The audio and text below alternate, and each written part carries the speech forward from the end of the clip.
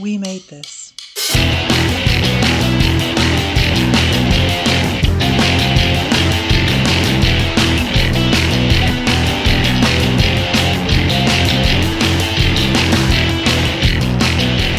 Hello and welcome to another edition of Pick a Disc. I am your host Matt Latham, and this is the podcast where someone picks a disc to talk about for whatever reason I want to.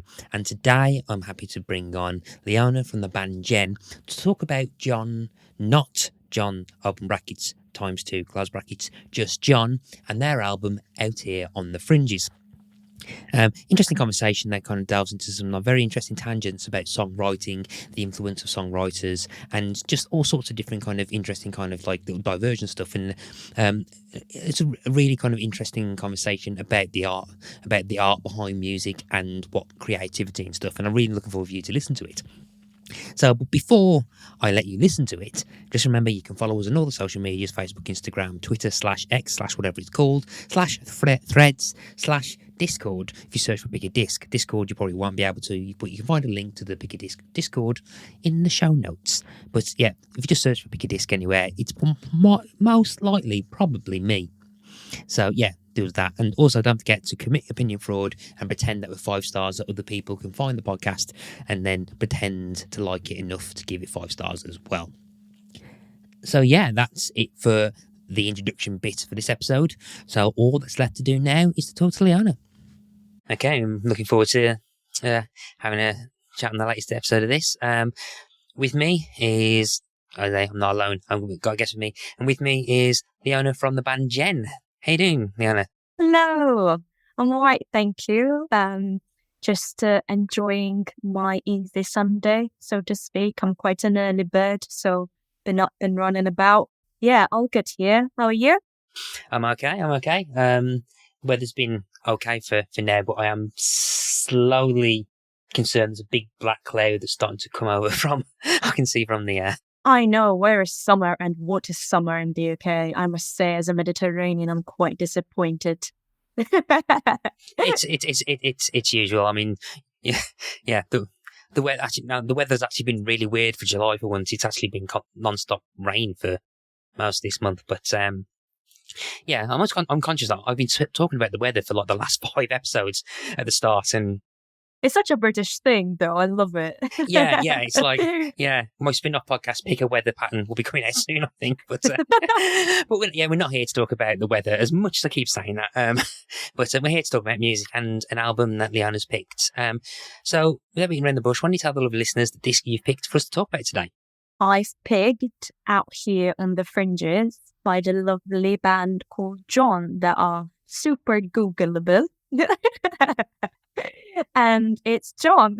Yeah. We just before we start recording, I was slightly confused because I've been writing down John open brackets times 2 close brackets because that's what they're named in Google. But they are just John, aren't they? They are indeed. Yeah, John in capital letters, actually, to be quite frank. Mm-hmm. Funnily enough, it's the second album in the space of about 4 or 5 episodes with 2 band members called John because about a couple of months ago we did They Might Be Giants, a band famously with 2 members both called John, which is Are they? Are they both called John as well? Yeah, they've been known as the Johns for like decades. So, but they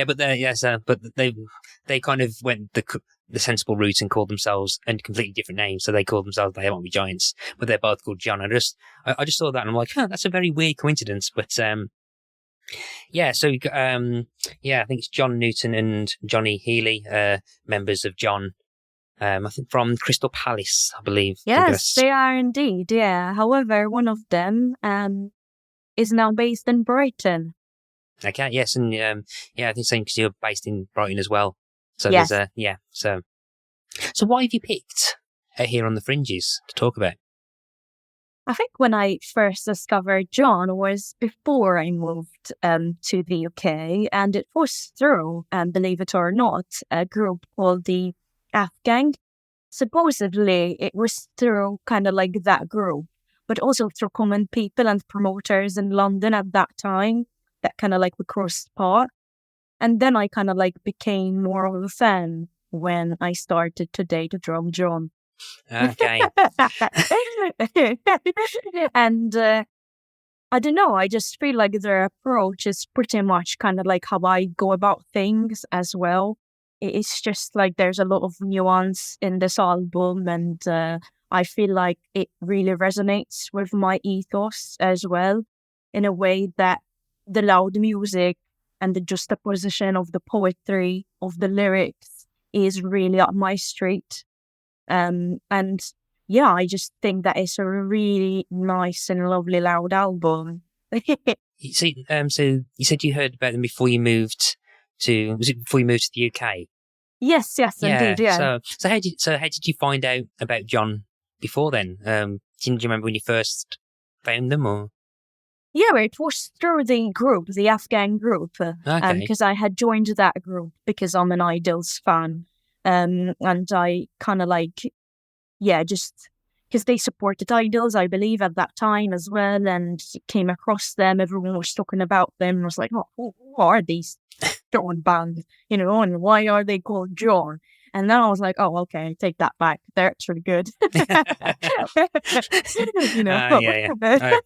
When I was thinking, like, it's a very weird name for a band. Why they? Oh, okay, yeah, okay, yeah. Yeah, because I'm always very like suspicious when people start to talk about a band and I'm like, oh yeah, this band is really good, and I'm like, are they? Are they really? I'll be the judge of that. Yeah. Yeah, like no, don't believe the hype type thing. But okay. So, was this the first album that they listened to, or have you listened to, or was this? Oh, this is their second album. Is that correct? Yes. And this was actually the first album that I listened to because I remember during the COVID times as well, they had done this kind of like Crystal Palace online show. You know, when there was like COVID, there were just loads of live streams, and they played most of the songs from the album as well. And I remember at that time as well, I got really into running and started to listen to the album kind of like non-stop, really, because it's quite upbeat. So it really kept me going. And then they released Nocturnal Maneuvers as well, which I really, really like. It's quite vast in genre sense as well. But yeah, I really like Out Here on the Fringes. Okay. So perhaps going a bit further back into your music taste, was you always kind of into this kind of more heavier stuff? So you said you was a fan of Idols. So was like, were you a fan of that kind of music before Idols, or what kind of music was you into as you Not younger? quite, because No. I'm actually quite into house and techno. Okay. I have a jazz background, so I studied jazz and classical music. So I listen to all types of genres, really and truly. It's more kind of like when a band resonates with me, or when I see the visuals that are kind of like up my street, kind of like that cinematic vibe that John really and truly polishes off. Yeah, I just kind of like have this eagerness to sort of like go and listen. So it doesn't really depend on the style per se. It could have been, I don't know, it could have been a jazz album. But since that kind of like, yeah, ethos is there, I kind of like listen to it. And yeah, it is loud and I do like that. But I listen to different types of music. Okay. So, but it was because of Idols that you found John. Then, yeah. So, yeah. It was so what was indeed. it? So, what was it about Idols that kind of was the outlier? What was it that just hooked you in? Was it just something that that connected on a deeper level that you just hadn't saw before, or? Yeah, I think I liked them when I liked them just because it was kind of like very honest in a way. And then I read about their story and how long they've been going on. And, you know, it just kind of like, yeah, again, the story really resonated with me because they work hard, you know, really hard, and they've got what they've got because they worked for it in a way. So it made me kind of like curious to listen to the music. Was obsessed with Mother for a long time. I really liked that one.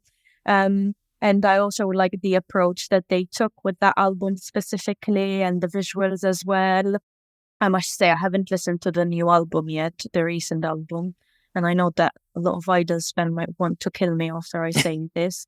But sometimes when you're involved in the music, when you're a musician as well, you and you're writing, you really need to have a bit of a detox from music.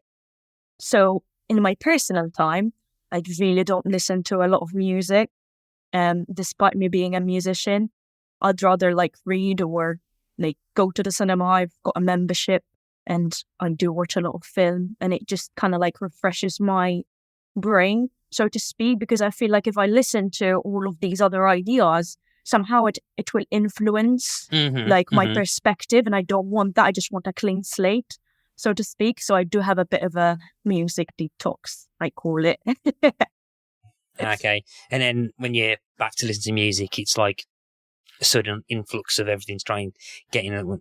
Yeah. And I'm usually like quite slow as well. So like, for example, I don't know, if there's a band that is hypey right now, it takes me around 2 years probably to discover that band then. And people would be like, where were you 2 years ago? Like, literally, there was like this hype around that band. I'm like, really? Where was I? I do not know. Oh man! Next year you're gonna love this band called Wet Leg. Don't when you find them. So yeah, that's your Wet Leg. That's your 2024 sorted then. Yeah. Yeah. Well, to be fair, I do know who Wet Leg are, so thankfully I'm not that far behind. But I haven't listened to their is it EP? Or an album? It's full album, yeah. Album, yeah. Yeah. I've only heard a couple of songs because that song was synced like so much. Like if you watch a bit of telly, it's like so yeah, I do know that riff. Yeah, but so that's that's next year's album then, yeah. Yes, I'm sorted. Yeah, and I'm quite like safe. I call myself a bit of a safe person when it comes to music as well. Like, I'm more experimental with perhaps electronic music. Like I get to listen to a lot of new electronic music. But when it comes to like bands, I'm like really safe. I just listen to the same thing over and over again, like a boring person. I do not know why that reason is, but I really do take my time with something. You know, like I obsess with something over and over and over again until then I need to find something new, kind of thing. Yeah, I can get that. There's I think it's like there's an argument that kind of might, for me personally, was kind of like genesis of this podcast, because I'm quite a slave to the algorithm. And as much as the debate on Spotify as a platform, particularly as for musicians, for music, so the debate about whether Spotify is good for musicians is always ongoing. For a music listener, though, I find it quite invaluable in terms of it will constantly kind of give me things to listen to, and the only problem with sometimes it is because you're in like kind of like echo chamber, so you're only listening to the same kind of things because like the algorithm says, oh, you're kind of into your kind of like almost like grungy rock type stuff, so we're going to give you more and more of that, whereas you don't really get a chance to listen to other things. And I think one of the reasons that I did this podcast was that it was giving me things that other people were saying, I want to listen to this, and it's getting me to listen to things that I perhaps wouldn't really actually listen to. I find that quite overwhelming with Spotify, actually. That's why I don't have it. I prefer Bandcamp, because if, like, for example, someone recommends me an artist, I just either go on SoundCloud or Bandcamp and just get their album, kind of thing, you know, and just really listen to it. Because I feel like a lot of people these days listen to so many things, but are we actually listening? Or are we just like listening to it in the background? Like, are we actually analyzing what we're listening? Or we're just like getting all of this barrage of information and simulation kind of thing? And I'm quite like, I don't know, particular about that, about what I I fully understand that, because you've got if you've got more access to a lot more stuff, then it's you kind of don't have ownership of it, do you? So like or if you physically then buy something, you kind of like you want to get your money's worth, so you listen to this 100%, and stuff. Yeah, and also it's just listening for a band for the sake of listening to a band. It's just not my thing at all. Like, I just like to obsess over things, and I fangirl a hell lot. There were so many times where I'd fangirl about somebody, and then we end up playing with them, and then I just don't know how to react when I actually meet them. I'd just be like, you know. Yeah. Any names you want to drop, or is it?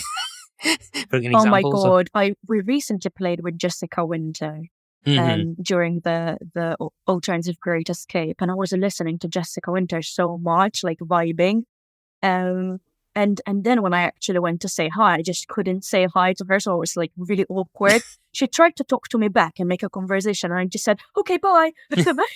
And she was just like looking at me like, what the heck is this person? Later on, obviously, I got on the social media and kind of like apologized for being awkward. But yeah, I'd like to think that we're good now. Do you know what I mean? But it also happened to me with Pigs as well. I love Pigs Times 7. I saw them live twice. And yeah, same thing happened. Same thing happened with Tom from Dry Cleaning as well. I just don't know how to like act around those type of people, you know, because like when I'm a fan, I'm a diehard fan. Yeah, it's kind of like, or like, he goes to the merch desk and then like, the social anxiety of like, oh crap, one of the members of the band is actually at the merch desk and you're there just like smiling going, hi, that was good. I've forgotten how to speak, but thank you, bye. And then just walk. Yeah, literally, I'm the most uncool person ever, despite being in a band, you know, and playing with these people who are like kind of like crossing paths, you know, because, you know, and sometimes when you play some festivals, you get to meet some big names.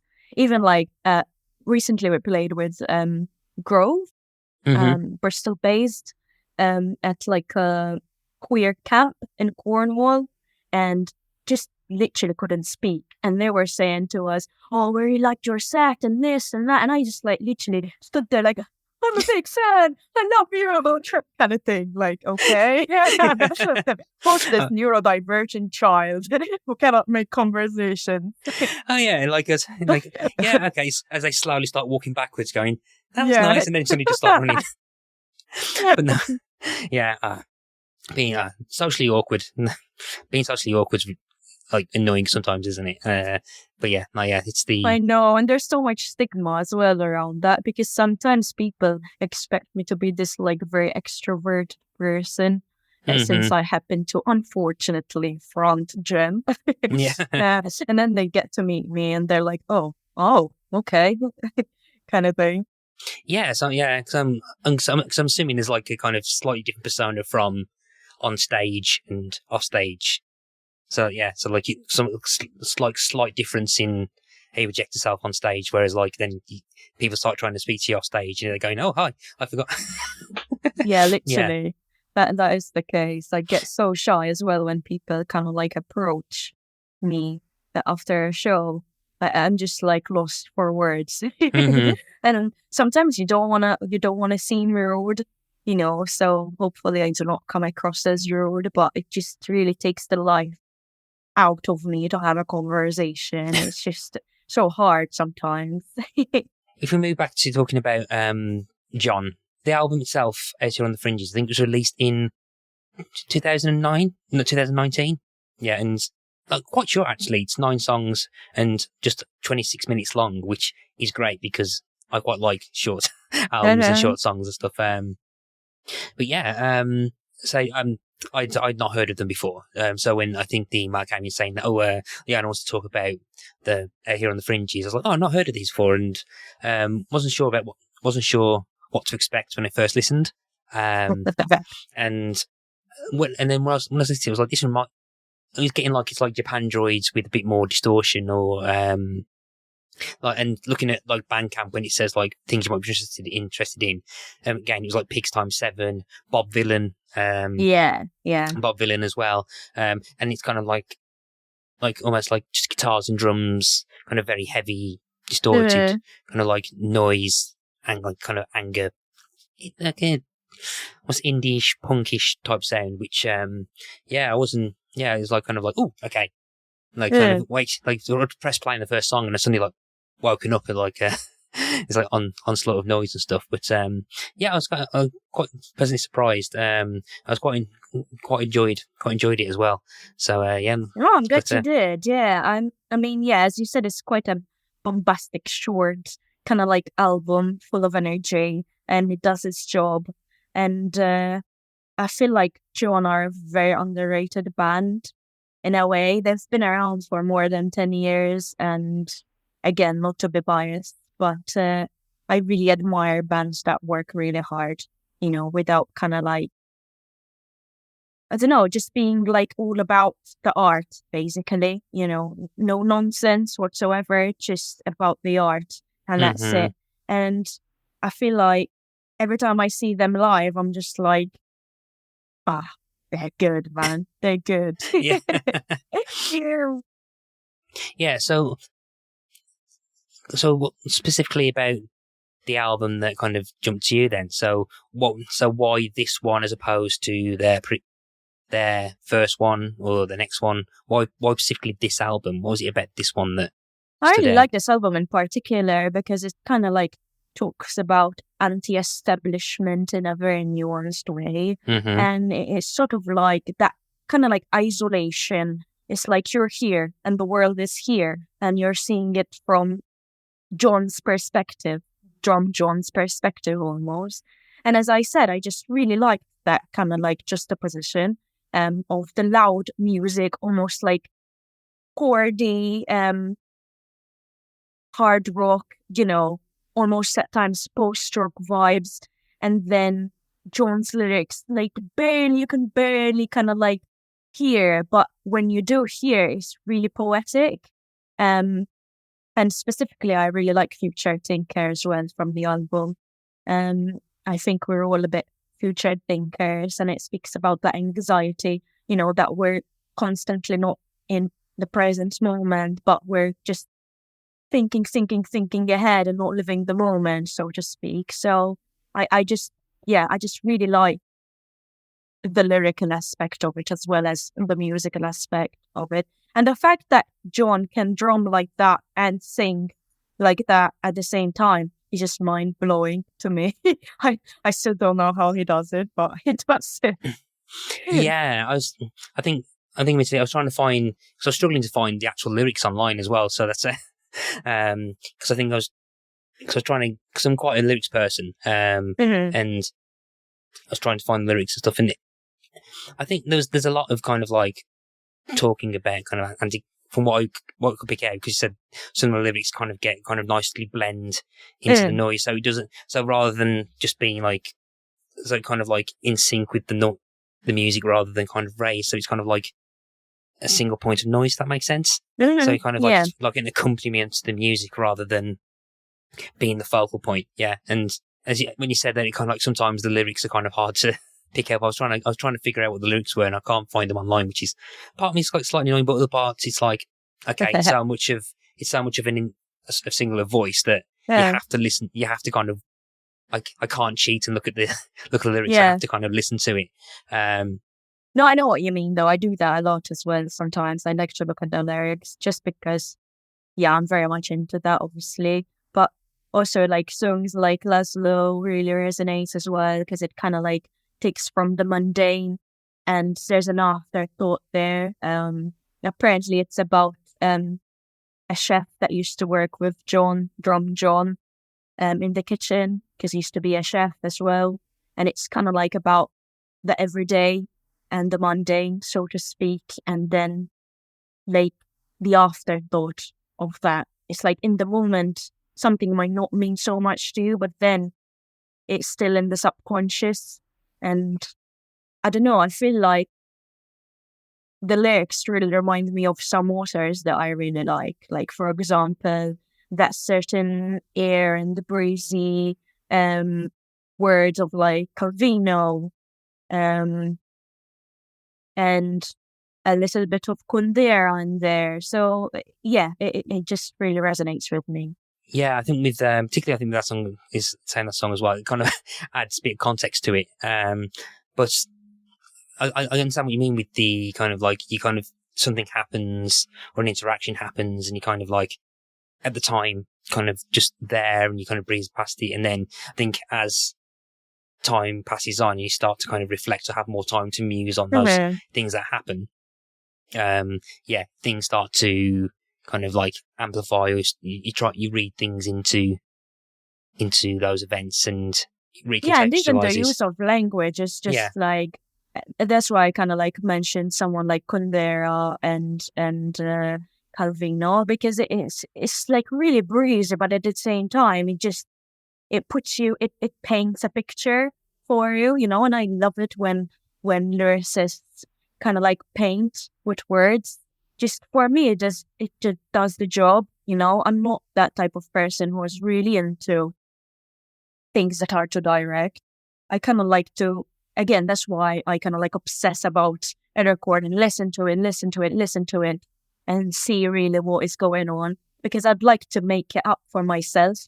You know, I don't want someone to tell me what to think or what it is about, kind of thing. For me, that becomes a bit boring. Then there's no challenge, if that makes Mm-hmm. sense. And that's why I think John are very underrated, because they took that approach in a way. Specifically with this album as well, because of the way that the vocals are set in the production. It's like very underrated in that sense, you know, compared to other albums. Okay, so I'm picking up on what you're talking about in terms of kind of lyrics and the storytelling stuff. So you're the so the vocalist of Jen, Yes, I Van Jen am, and yeah. stuff. Yeah. So in terms of the lyrics as well, are you the chief songwriter for the lyrics as I well? am, yes, I Yes. am indeed, yeah. Okay. So yeah. So that kind of you kind of you're looking at like this music as well with the mindset and with that background as a lyricist. So you're kind of picking up on that section as well. So is there any part of this that's kind of influenced your songwriting since listening to it? Is there, because I know you mentioned Yeah. about that you try to kind of separate from that, but do you think, is there a kind of like subconscious influence on that, or do you think? Yeah, I think so. I mean, especially kind of like being partners, we kind of like feed off the energy of each other. We're quite visual people. Mm-hmm. So John has a fine arts background, and I've got a film background.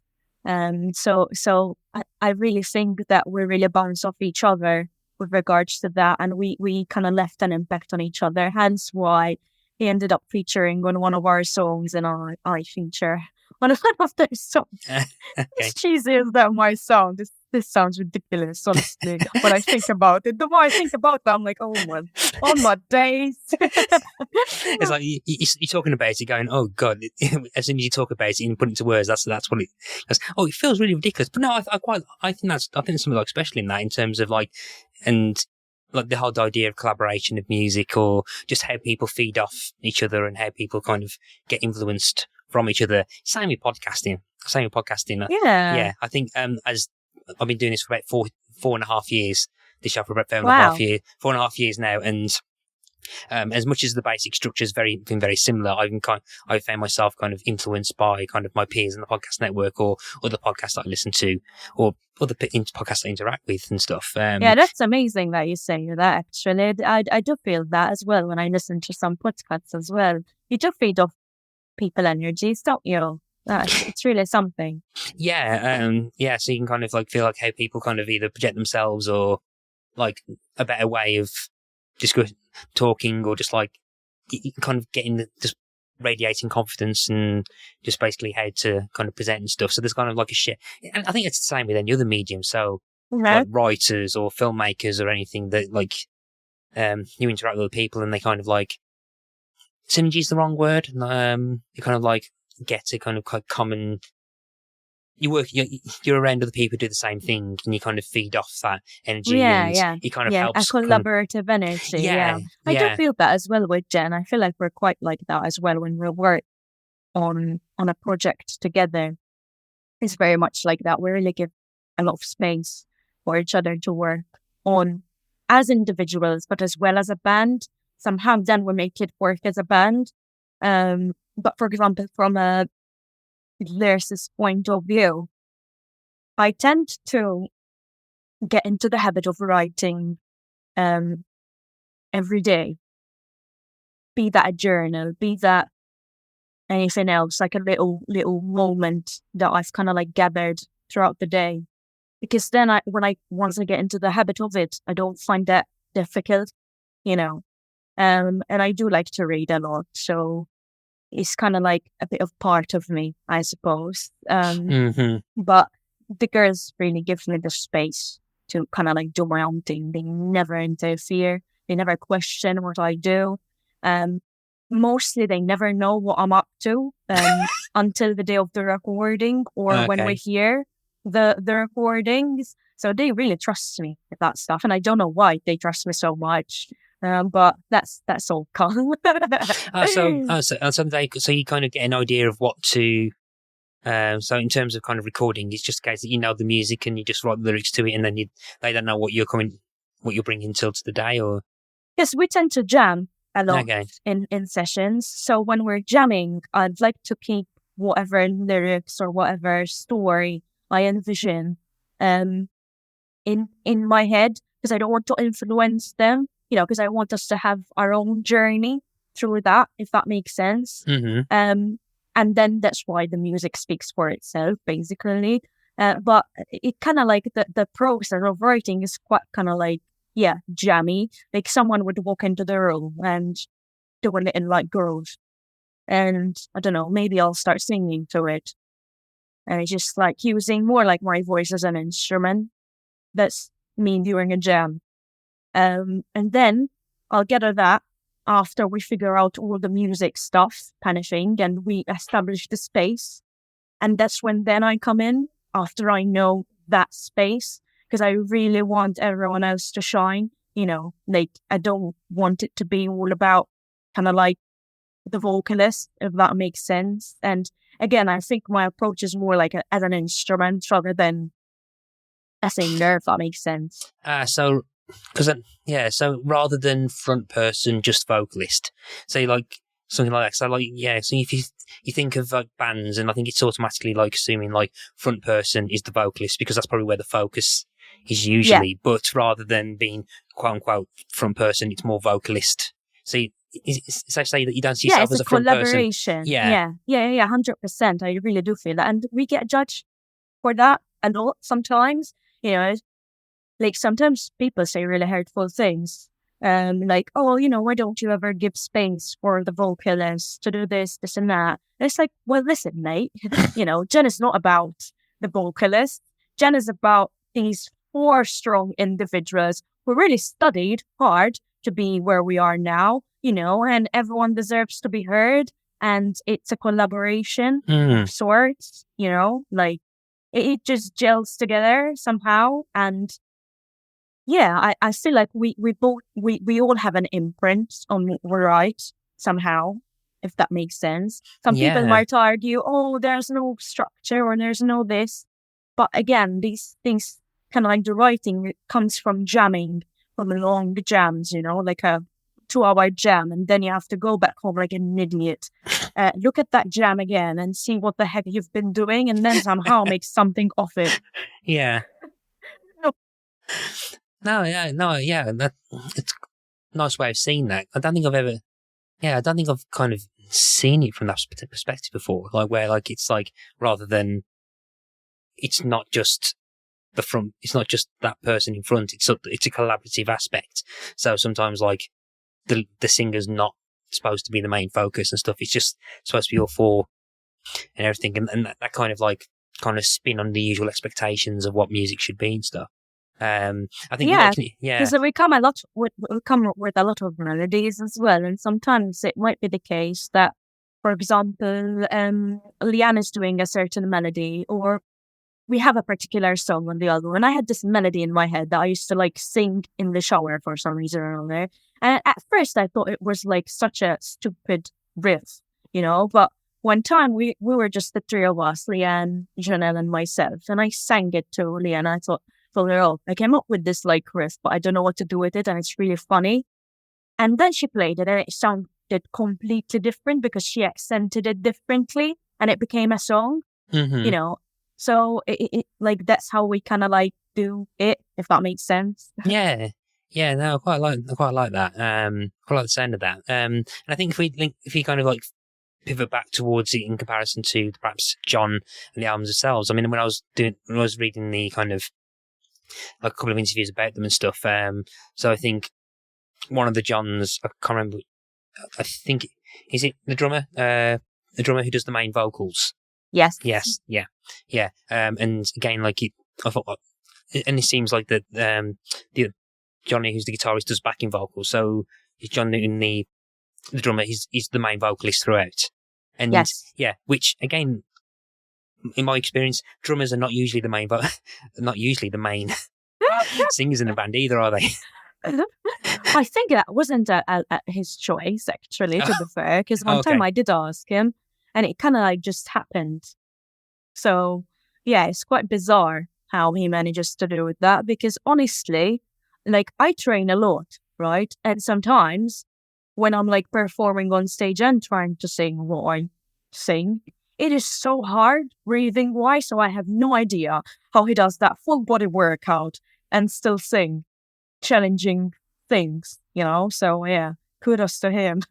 Yeah, because I was trying. Yeah, and because I was trying to. Cause usually, what I was trying to do, I was trying to figure out kind of like other bands that I'm aware that I know of that kind of have drummers that are singers, and I kind of struggled at the first, but then because I know there's Blood Red Shoes, which a band I really quite like. Oh yeah, Brighton bass, no? Yeah, Brighton bass. Yeah. And I think Stephen, the drummer, kind of sings lead on, kind of share vocal duties of that as well. And like almost kind of like, yeah. And again, considering how energetic drumming can be, like I don't know how.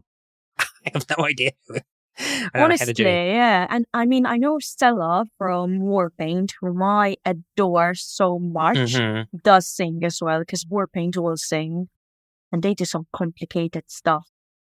Like she's got such an amazing flair to her drumming, Stella. Jesus Christ. Yeah, I think she's one of my top drummers up there. Yeah, I think very impressive as well. And I think in that kind of energy, and again, the energy coming from the recording as well, it's like translates to that, and like I'm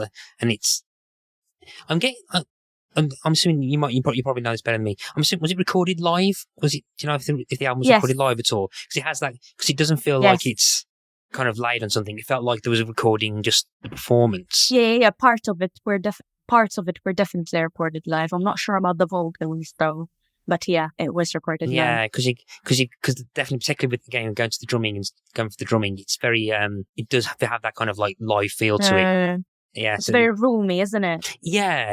So it feels like they've got microphones in the recording studio and just played it through and stuff. And again, and combined with the guitar stuff, and it. Yeah, to be fair, John does leave his drums a bit loose, and it just really works for their sound, because it just like it's really big sound. You know, I think on their newer stuff, there's kind of like a bit more flair and kind of like ghost notey stuff. So yeah, a bit more nuanced in that sense. But I'm not supposed to say what's on the new stuff, but no, you know. Okay. It's more technical, let's say. It's more technical, a bit more complicated, and in a way, yeah. The more the exclusive I almost got. Yeah, suddenly there's a shadow where someone comes in and just whispers in your ear, and you suddenly stop talking. I assume that you said too much. But actually, he's in the other room, so whoops. There's an alarm next to him going, someone's spoiling secrets. Someone's spoiling. But no, yeah, and particularly with the game, I think John as well. They're one of these kind of like duo bands that I'm always quite impressed with. That when you listen to them, they don't sound like they're a duo. They sound a lot louder than the two of them. Right? Yeah. That's what everyone says to them after a show. Like I've been to a couple of like festivals with them, and particularly 2003s. And I remember the people backstage, like the sound techs and stuff, and the security people were like, "Oh, and it's just the two of you." You know, like, wow, how do you make this much noise? Kind of thing. You know, it's just. Yeah, it always kind of like fiddles my brain how so much noise can come from like two people. To be fair, Johnny, the guitarist and bassist, is a beast, honestly. So I'm not surprised that so much noise can come out from two people. But yeah, it is quite odd, isn't it? Yeah. So what I might do, I might slightly pivot from the usual kind of structure, because usually the live question's nearer the end, but So Oh no, I'm sorry. Did I ruin your podcast? no, not at all, not at all, not at all, not at all. Like there are episodes where things go all out of place and it's fine. And I'm much more a fan of the kind of more flexible, fluid discussion anyway. But but I think particularly with the question is usually have you seen the band live? And I'm going to assume the answer is yes. This answer is yes. Too many times. Too many times. Too many, yeah. You want to it's see kind them? of like a life or death situation where I'd have to go or I'm dead kind of thing. No, that's not true. No one is kind of like, no one's going to kill me for not going to a John show. But I do love to see them live because also like both Johns are quite shy as people. Like if you see them walking in the street, they're like literally a couple of nerdy dudes. You know, and they're gonna kill me for saying this, but like you know what I mean? Like they you wouldn't think that they're in a band, you know, and they achieve what they've achieved because they're like really like humbly in a way, you know, and shy. So like when you see them on stage, you're like, what the heck happened to these guys? Like, who are these people? You know, they like completely switch and change, and I really really like that when artists do that. When there's this other side, you know. Yeah, so it's like the persona thing I was on about earlier, where like on stage, like the presence is on there and stuff. Like, yeah, so they're kind of like as soon as they're on the platform, it's like the true kind of. I don't know. There's probably a psychological word for it, and borderline personality disorder. No, I'm kidding. You said it, not me. But no, for the audience listening, I don't think they have borderline personality disorder, but I'm just making shit up. Sorry. Yeah. But it's like kind of like the persona that they go from being like John Newton and Johnny Healy to John open brackets times 2 close brackets kind of thing. Yeah. But yeah, I think finally get that. So I'm assuming it is more or less the two of them live, and so have you been on tour with them? Have you actually shared the stage with them? Yeah, we did actually. We did a couple of shows together, which was really fun because they attract a really cool crowd as well, which kind of like blends with our style in some way or another. And I think we kind of like complement each other in that way. Because, yeah, since we ended up like hanging out a lot as well, I feel like there's this like inside joke that Thea, our drummer, is taking a bit from John. And John is taking from Thea. And you can really hear it in these new albums that we kind of like wrote around the same time. It's really funny, really, but it does happen sometimes when you kind of like get bits of each other, you know, if that makes sense. Yeah, no, and nice, and the podcast in me is really happy with that because it nicely ties in with what we were talking about earlier with how people kind of like influence each other. So so it was on about the songwriting aspect. So you've got the kind of like drumming aspect now, kind of sinking in and stuff. And but yeah, so it mentioned that you was at 2000 Trees. Was that this year? No, last year. I must say, I was surprised how loud that festival was. I've never been to something that loud, but wow, honestly, it was so. I'm not used to going to festivals like that. I'm usually like, as I said, kind of like a more jazzy, electronic-y kind of like person. So the fact that this whole festival was like literally rock, I was like, oh my days, wow, so much anger. Yeah, I've not been to 2000 Trees since 2017, but so I used to go every year for about 6-7 years. I used to go every year, and it's a really nice festival. And pretty much listen to this, I can say, yeah, these would fit it. These fit in on the lineup with. No, it was really good, and there were like some other bands from Brighton, like Hot. They're a really cool psyche band that I've really enjoyed. There were Snakes as well, that are getting quite like popular now. They're really good friends of ours. Can't think. Oh yeah, there were Idols as well. Can't remember of any other bands. Sorry, but yeah, that was a good festival. Okay. So so do you go to festivals much as a fan, or is it more or less as an artist at the moment? Or I think more as an artist because sadly I'm poor and have the money to go to festivals. If I did have the money, though, I'd definitely be going more to certain festivals. But I, I did kind of like enjoy Boomtown and End of Hmm. the Road. Um, Kind of like the more festivals that are, how would I say, Bit kind of more. like diverse in a way that it's not just one type of genre. It's like a mismatch of genres. That those are my kind of festivals because I love to dance and I get really out of my shell when I'm like surrounded by that kind of like environment. Yeah, I can probably get there because, like you said, you got the kind of jazzy, almost electronic background. So it'd be nice to go to a festival where you kind of like got like a duo kind of rocking the faces of everyone, and then to recover, you go to a jazz tent where everyone just sat down, vibing and Yeah, stuff. So it'd be nice just to, in the space of 5 minutes. So it's probably nice to get that kind of yeah, I feeling love and stuff. that 100%. Yeah, and VR drummer is a big drum and bass fan. Because of her cultural background as well. And it's kind of like really nice to hear about that subculture, in a way as well, and how much it helped that community, that specific community. And so, yeah, she did get me into drum and bass a bit as well. Yeah. I do love Okay. a boogie. Yes. Slight deviation actually, but it's just I've just thought in terms of kind of see originally from Malta. Mhm. Yeah. So what was the music? So again, forgive me, I don't know how my sense of geography is a bit naff. I'm not exactly sure how big or small Malta is Uh, in comparison to the other UK. But what was the music scene kind of like in Malta? Does it have much of a scene or?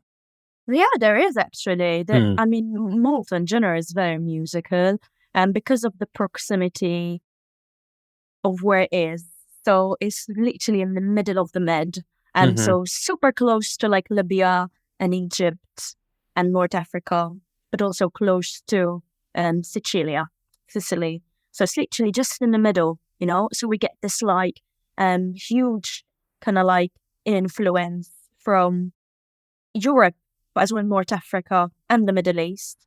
And because we have a Semitic language and like all of the colonialists that colonized our country, there's like, there's this kind of like pot of influence, so to speak. So there's like Anna, which is the folk traditional Maltese music that I really like. And there's like a lot of influence from that on our album, but there's also a big indie rock scene there as well. Mm-hmm. Um, I'm not sure about other stuff. I know that like the electronic scene is really cool as well. They do like a lot of festivals in Malta because of where it is, and because it's very like summer and Mediterranean. Um, but the rock scene is pretty cool. Like there's this artist that is a friend of ours called June, who's signed to Italians Do It Better, who recently supported Future Island in America. Mm-hmm. Is so cool. Like honestly, I love her so much. Her music is like very, very vast in a way, kind of like a bit poppy sometimes, a bit electronic-y, kind of like 80s. Um, I really like her. And there's like another band, an indie band called the Beast Squeeze as well that I really like. um, Bean growers as well, who were really big in America in the 2000s and were like the pioneers, basically, you know, to kind of like make Malta like a stamp on the map. Mm-hmm. So yeah, there's a lot going on really, but the only thing is that there's no sort of like industry. It's kind of like a small pond. You can get big really easily because of how small it is, but you can't really quite work as a musician or tour because what you're gonna tour like a town 5 minutes away from you. Like it doesn't quite work like that. Do Mm. you know what I mean? Like you can't tour in Malta, and so a lot of artists end up moving. Ah, okay. So like one of the reasons you moved to the UK, I'm assuming then to Yes. yeah. Yeah, 100%. Also because, again, like the Brits colonized us till late 1970s. So the British influence is there, like, I mean, some of us, our first language is English as well, depending which school you go to. But personally, I always had an affinity to the British culture and always envisioned myself moving to the UK, to pursue my so-called career, I suppose.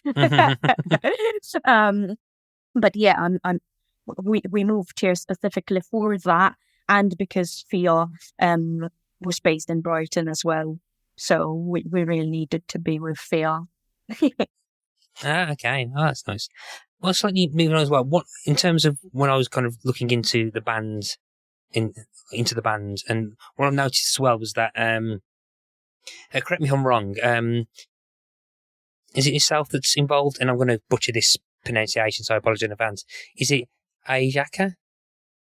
Ainaka. Ainaka, sorry. Yes. Yes. Apologies. No, that's okay. Don't worry. Yeah, and from what I gather, that's the name that's released quite a few merch, I think, well, for Jen and for John as well, because I've noticed there was quite a few merch Yeah, for and John. it's as well, yeah. Yeah, and Italia 90 as well, and with Spielberg's a Norwegian band, we did their campaign. Yeah, so Ainaka is the alphabet in the Maltese language. So Ein is this kind of like weird Arabic kind of like one letter thing, like a G and a H, but they're together. And Akka is like an H without kind of like a line on top of it. And Google would kind of like explain and do a better job than I'm doing now, but that's where the name comes from. Okay. Ainaka. Yeah. And it started with John and myself, kind of like during the lockdown, because we both had a flair for visual arts, and we both did merch and visuals for our own bands. And then we were kind of like getting asked to do stuff for other bands as well. So we were like, okay, let's kind of like do this, why not? Why not do this? And it started off with a project creating lamps. So we've got the Galleria lamp that is kind of like a bay window. Yeah, and it's a lamp. Yeah. Yeah, I saw that on I think on the Instagram thing where it looks like you're on the side of a house and the lamp that comes down and stuff. Yeah, that's pretty cool. Yeah, that's pretty cool. Oh, thank you. That's really kind. And then we got like some other projects going on, like small group exhibitions and stuff. And yeah, it's been going. I don't know how it kind of like started per se, but I feel like it kind of like started by accident in a way. And yeah, as I said, we were doing all of our stuff, because we do everything in house, proper DIY, and so I direct all the videos as well for Jen. I did some for Total Wickets as well. So it's kind of like, it's kind of like natural then to kind of like do a small independent production house, I suppose, or like a creative project where you can kind of like also help other bands to do their thing. Yeah. So I'm assuming it's probably not for this album, but you have kind of helped with visuals for later albums for John, and I'm assuming the next album as well.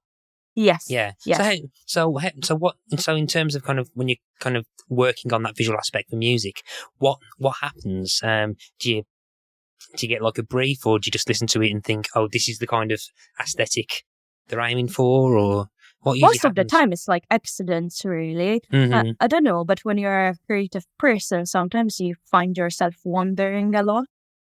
So like you're literally walking down the street and something caught your eye and it just sticks with you, kind of thing, or it's not necessarily about what the lyrics are about or what the music is about. It's like another kind of like perception of it, another world that kind of like somehow bridges with the music. At least that's how I like to work anyway. So with Uno, I worked with this architect, Mark Francis, who's a friend of mine and who also happens to be a 3D modeler. And we built this this architecture of this house, and it's really a representation of the album and the collective trauma that we've all been through, but in this house and this architecture, and it kind of like ties in with a lot of the motives of the lyrics that we speak about in the album. And necessarily when you listen to the music, you might not think about that house, but it kind of like the isolation of the house in this big sea that leads to nowhere will eventually tie in, when you think about it. So it might not necessarily click, but that's kind of like what I wanted to do, to make the listener think, and when you see the visuals, it's like, oh, why is that? And why is this? And it kind of like makes you wonder, makes you ask things about yourself. Yeah, so kind of like a guide of, this is what our visual idea or representation of the music is, but we invite you to kind of get your own interpretation of that. I can get with that. Yeah, we also worked on a video game as well, which Leona, our bassist, is a dev, and so she created this Unum 3D world, and you can kind of like go and find little Easter eggs in there, and actually see the interior of the house. Oh, okay. So it's kind of like, for example, the yellow walls, represent the kind of like mental state of the brain at that point in time. The kind of like Mediterranean colors. The sea is spoken about a lot. It has a lot of importance to me personally, and the band in general. It can mean so many things. This constant wave, of perplexity. Okay, that's interesting. So with the kind of with the visual aspect, like visual thing of like of artwork and like visual design and stuff. So and which means I can find it, because previous episodes I famously keep forgetting to talk about the artwork of the albums being talked about, to the point where I've made it kind of running joke where it's like 1 in 10 episodes I remember to talk about the artwork. But while we're talking about stuff like that, for that here on the Fringes, the artwork itself is just a photo of, I think it's the test card hanging up on it is, trees. yeah. It's like a target. I actually went to that place. Well, supposedly, John and I went on a date, and he took me in the middle of the woods, and I thought I was going to be murdered. But I wasn't murdered. And I went to that specific place where that album was shot. Ah, okay. It's in Crystal Palace, in the middle of the woods. Yeah. Ah, okay. Yeah, because it's the test card with the it's the test card with the kind of thing kind of edited out. For anyone listening who has no idea what I'm talking about, the test card, I think BBC 1 and 2 in the UK many years ago didn't used to do 24-hour broadcasting. They used to kind of just at the end of a certain night, they'll just put this test card on, which used to be this very creepy picture of this girl and a stuffed clown. Yeah, kind of and that's stuff. exactly kind of like why I like John. Again, that kind of like paradox of nature and new technologies, kind of like very Tarkovsky almost, where you kind of have this dystopian world in a way. That's how it connects, or it speaks to me in a way. You've got that nature there, and then you've got that. Oh yeah, I've not seen it like that before. Yeah, because you've very got paradoxical. Yeah, it's also kind of like, I mean, I think it might still be used now, but I think the test card is like of a certain era, of a certain stage of a certain stage of technology, and I think particularly with dystopian kind of fiction, there's always an added element. So like, or added kind of elements of horror if it's something that feels out of date. So if you look at dystopian fiction from previous years or something, you have. It's interesting that you have things set in the future, but was filmed decades ago. That future technology is actually stuff that's out of date now.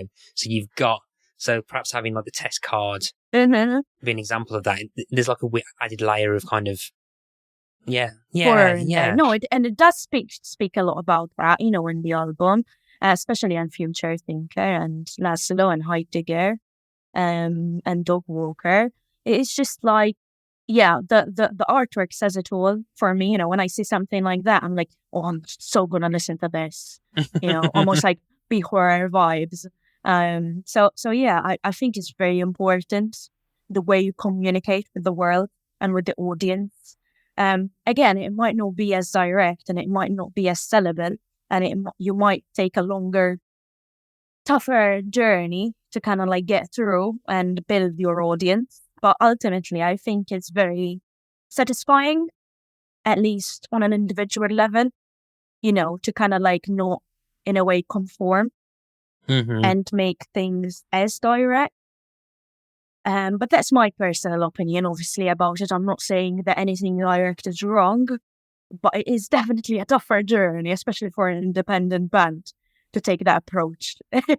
Because there's no way you kind of like you can compete with any big stuff, if that makes sense. And that's like something that you have to decide for yourself, and something that you have to say to yourselves, like, okay, I took this approach.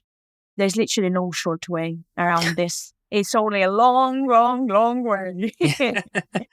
There's like a nice kind of, I quite like the kind of like stark and visual of that, and kind of what it represents, particularly with the album stuff.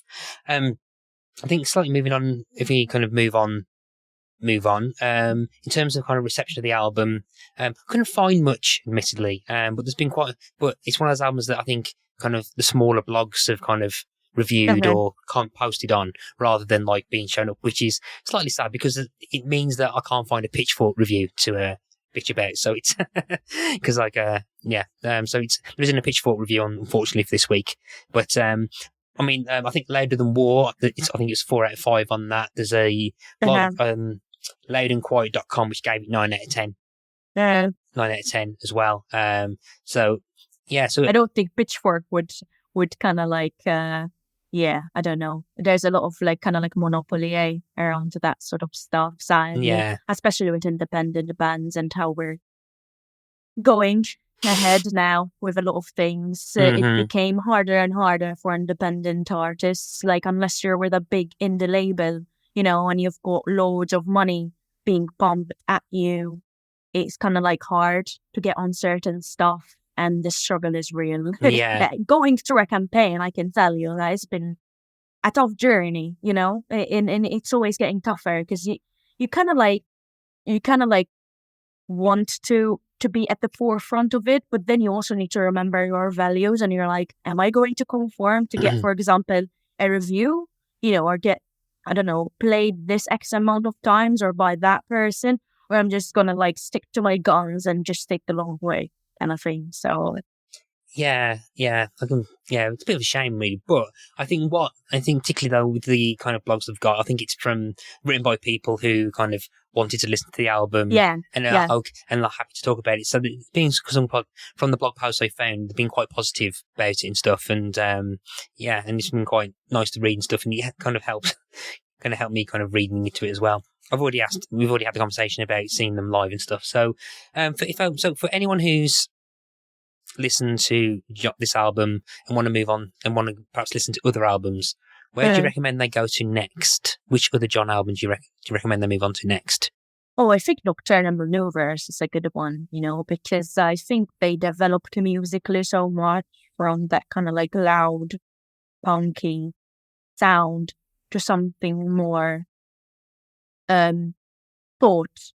There's more thought behind it, and it's not rush in a way, and I feel like musically it's really exciting because it taps onto different genres, and I really like that when artists kind of like develop in that way, when it's not like one album after another and the same kind of like narrative and thing, and it's like, oh, all right, then it's kind of like listen to one album and you listen to one song and you've listened to all, and I think Nocturnal Maneuvers really kind of like, plays on that. And especially the new stuff, upcoming stuff for John is really, really cool. I was reading a bit Lucky into... buggers, they've got Simon Pegg on. Yeah, exactly. Lucky buggers. Yeah, which... So now, because you're on the new album as well, but then you've been overshadowed by Simon Pegg, Yeah, obviously. I know, yeah. But I was so jealous, honestly. Like John casually getting an email from Simon Pegg about how his day going, and I'm like, how the heck? Like, why is Simon Pegg your fan? You know, like, why isn't he our fan? You know? yeah. Yeah, so it raises the interesting kind of question is that whether at some point Simon Pegg's gone, to his friend Tom, his friend Tom Cruise, hey, do you want to listen to this band? So theoretically they could. Oh my God, imagine. So theoretically there might be a situation where Simon Pegg plays John for Tom Cruise, but yeah. Then again, now Tom Cruise also has actually been in Birmingham, which is where I'm based.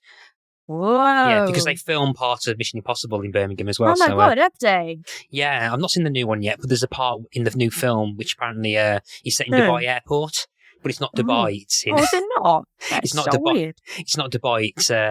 It's basically New Street Station in Birmingham. But but now, that's quite exciting. So that's in September, isn't it? The new album. It is indeed, yeah. And John features in one of our tracks as well, called Praise That Girl, actually. And I feature on their track Service Station, and I really, really like that track. I remember when I got to listen to it, like a demo of it, there was something about it that just kind of that just kind of like stayed in my mind, and I kept on singing this kind of like riff thing. And then John was like, oh, actually, and he doing some backings and stuff on his track, and I ended up doing that. So for now, it's Nocturnal. Was it Nocturnal Maneuvers? Maneuvers, sorry. Yeah, so Nocturnal Such Maneuvers. a hefty word for an album, isn't it? Well, 2 words, actually. Yeah. I always misspelled that. My spelling is so crap, I must say. So that one, but then in September, check out the new one. Okay, yeah, like diagrammatic. Okay, so we're here for the very, very important question, the big question of the podcast, which is the song for the Spotify playlist. Now, for anyone who's not listened to this before, what this is, I'm going to ask Leona to pick one song from this album to be Must Lies Forever to go onto the Spotify playlist. I can't veto the choice, so whatever Leona says goes. Oh no! No pressure. So yeah. So from the album, yeah. From the album that we spoke about today. Yes. So if you can pick one song. Okay. Yeah. Oh God, I feel like Future Thinker would be my default, but then Future Thinker is the one that most people would listen to. So I feel like maybe going for something like Laszlo. Okay, yep. So Laszlo becomes the latest song to go onto the playlist. Woo! Thank you. No worries. So that will be following Marina and the Diamonds and The Start. So yes, that's giving up for a nice run of new songs as we enter the 120s in the podcast. But so we're giving up to the end of our conversation, Leona. But before we go, if you want to find you and find out about Jen and the upcoming new album, where can they find them? Oh, that would be obviously lovely if you want to check out Jen, GENN, the band on Instagram and all the social media stuff. And we also have a wee website, gentheband.com. We'll be releasing our album Uno on October the 6th. Then following that, we'll be doing a run of shows, in-store shows across the UK, which we're really looking forward to do. We'll also be joining the band Do Nothing for a couple of support shows as well. And they're an amazing band. And if you want to come to our show, that would be lovely to see you there. And if I get too shy and can't say hi immediately, please be persistent and say hi a couple of times, and then I'll eventually warm up. I promise. Okay. So I'm been quite exciting / nervous / I'm assuming stressful as well. Because you released the album, is it on your own label as? Yes, it's True Liminal Collective, which we created for our friends as well, for other artists and a couple of writers. So we're kind of like this collective, and we're releasing this album on Liminal Collective and see how it goes from there. Yeah. Okay. So I'm assuming it's been going okay so far. Or Yeah. Yeah. Yeah. I'd like to be humble about it, though. It's like the stress. But no, yeah. I think I think the singles that have been released so far, I know I've given them a listen and stuff, and I've been enjoying what I've listened to. I'm looking forward to listening to the album when it comes out. So so if anyone, I think October the 6th, I think. It's available for pre-order. There are like 2 variants of it, a milky white and the burnt orange. Sorry. So yeah, you can pre-order the big lad already. Yeah. I'll put links into that into the show notes. Oh, thank into you. the That's show so as well. kind of you. No, it's fine. I'm quite looking forward to listening to the album when it comes out myself. So we are at the end of our conversation, Leona. So thank you ever so much for coming on to the podcast. Well, thank you, Matt. Honestly, it's been really a real pleasure talking to you about John, about Jen, and you've really made my Sunday. Thank you so much. You've been listening to Pick a Disc, and I've been your host, Matthew Latham. Our theme music is Pump by Kevin MacLeod of Incompetech.com. Pick a Disc is hosted by the We Made This podcast network, and you can find them on www.spreaker.com/user/WeMadeThis. You can find the Pick a Disc show site on www.spreaker.com/show/pickadisc. You can find us on all the usual social media type places like Facebook, Instagram, Twitter under Pick a Disc. You can also email us on pickadisc@gmail.com. Until next time, happy listening to all those discs that you are picking. Goodbye. Hi, I'm Colin. I'm Ian. And I'm Tracy. And we dig music. Just not always the same music. Each episode, we pick our 10 favourite songs from a specific year, rate them, and then battle it out over a top 30 countdown. Colin's pretty enthusiastic about most stuff, Ian less so. And Tracy definitely owns a thesaurus. And one of us will regularly be told to fuck off. So join us each month to hear what we dig and what we don't. Listen to We Dig Music wherever you get your podcasts. Find us on wedigpodcast.com, or we're on the We Made This podcast network, which you can find at wemadethisnetwork.com.